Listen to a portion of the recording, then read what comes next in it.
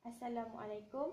My name is Nur Hidayah Najihah binti Zuhairi and I am a student from Polytechnic Tuanku Said Sirajuddin.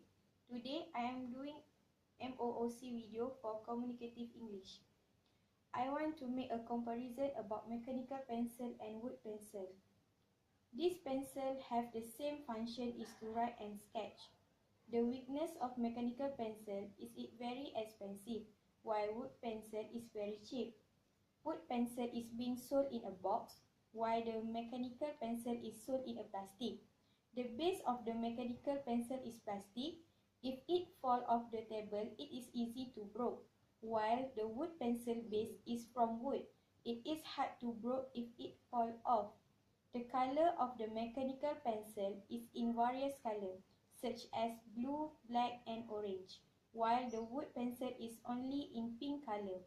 In the conclusion, I made a choice to buy the wood pencil because it is cheap, hard to break, and it is sold in many quantity.